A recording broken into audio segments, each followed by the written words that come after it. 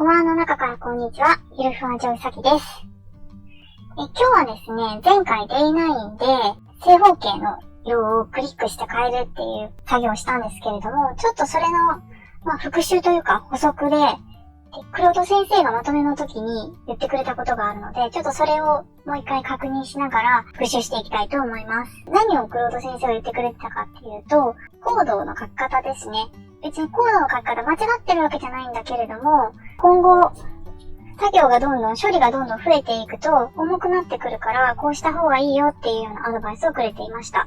ちょっと見ていきたいと思います。ちなみに Get コンポーネントレンダラーについて1点補足します。今回のコードはクリックするたびに Get コンポーネントを呼んでいます。これはアップデートの中で iFrame 検索が走るので、オブジェクトが増えると少し重くなります。何が変わったかっていうのを見ていくと、この Void Start のこのクラスの中に SR っていう変数が書かれていて、その中に Get コンポーネントレンダラーっていうこの処理が代入されているっていう形になります。これを1回だけ最初に読んで、後のこのアップデートで使ってくださいねっていうことです。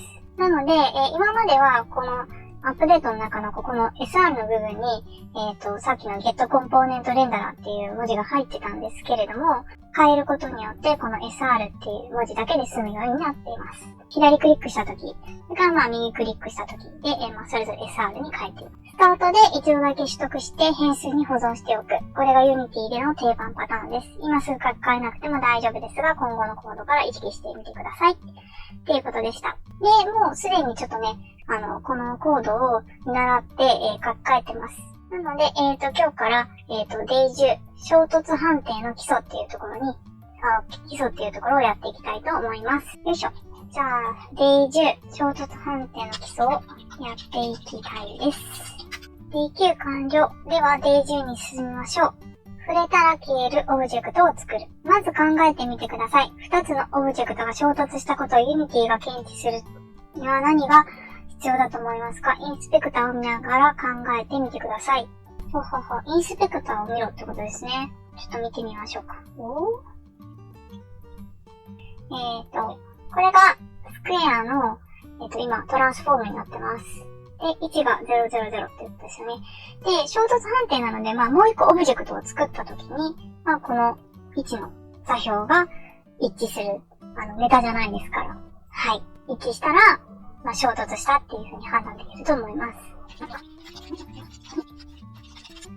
いい考え方です。ただ、Unity では座標の位置を自分で計算する必要はありません。インスペクターを見てください。スクエアに最初からついているコンポーネントの中に衝突に関係しそうなものはありますか？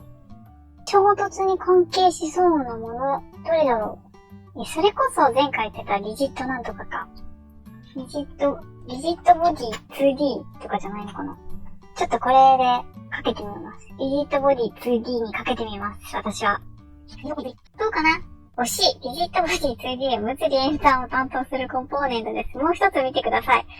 コライダーと名前のついたコンポーネントありますか？私、リジットボディ 2D 大好きなんだよね。とか言って。一旦コンポーネント削除します。はい。よいしょ。これに見えるかな？コンポーネント追加で、コライダーっていうのを探して、ボックスコライダー 2D っていうのを押しました。はい。そしたら、ワンコ元に戻します。正解です。ボックスコライダー 2D がオブジェクトの当たり判定を担当しています。2つのオブジェクトにコライダーがついていると、Unity が自動で衝突を検知してくれます。では実践です。まず新しいスクエアを2つ作ってください。1つがプレイヤー、動かす側。もう1つがエネミー、触れたら消える側。それぞれにリネームして、プレイヤーには Day8 で作ったムーブスクリプトをアタッチしてください。準備ができたら教えてください。OK です。ということで、じゃあ、Unity の方で作業をしていきたいと思います。やっぱりめんどくさがり屋なので、私はどうしてもコピー&ペーストをしていきたいと思います。2つできてるね。ヒエラルキーに2つ出てるので、よいしょ、ちょっと一応。ずれるのよ。で、最初に、スクエア1の方をエネミーにして、スクエアの方をプレイヤーにします。ムーブスクリプト、こっちは削除しとけようかな。で、リネームして、は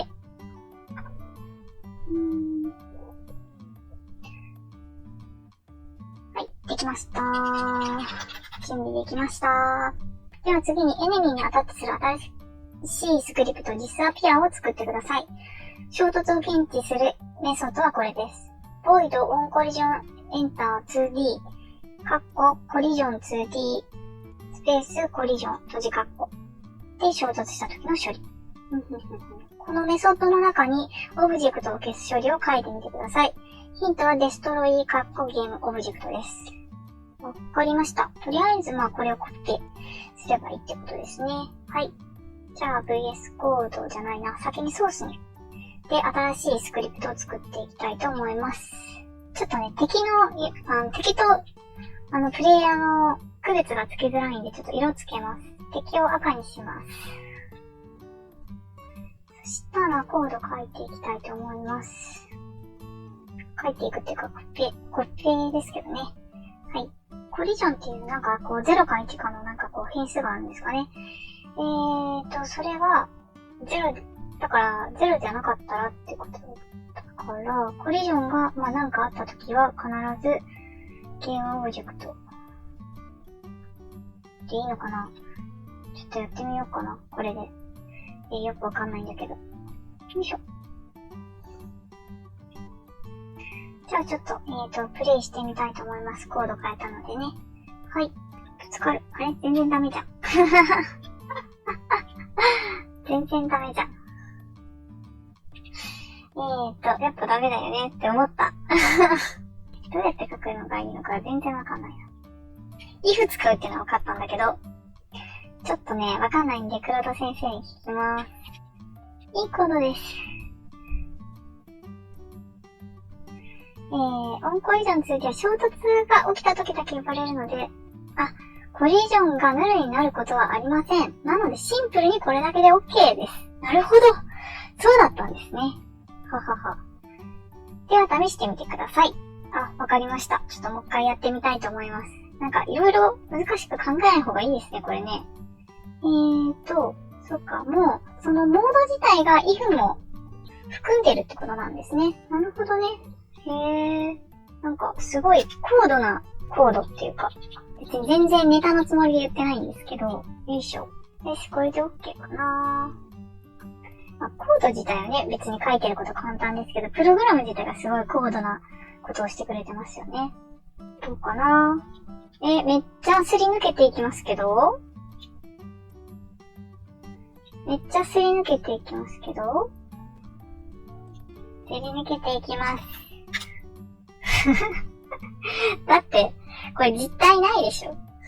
どっちもつけないといけないね。ボックスコライダー次に。ホップー。わかりました。はい、つけます。プレイヤー。こっちはボックスコライダー 2D ついてて、で、エネミーの方、あれ？エネミーにもついてるじゃん。ついてますけど、どっちも。なんで？ついています。では次の確認です。プレイヤーにリジットボディ 2D はついていますか？ほら、やっぱりリジットボディ 2D いるんじゃん。どっちにいるかっていう判断がね、ちゃんとついてなかったからダメなんですけど、プレイヤーの方だよね。プレイヤーの方にリジットボディ 2D。やっぱり動くからいるんだわ。そうだよね。やっぱり物理演算しないといけないから、リジットボディ 2D、動く方が特にいるんですよね、きっと。プレイヤー。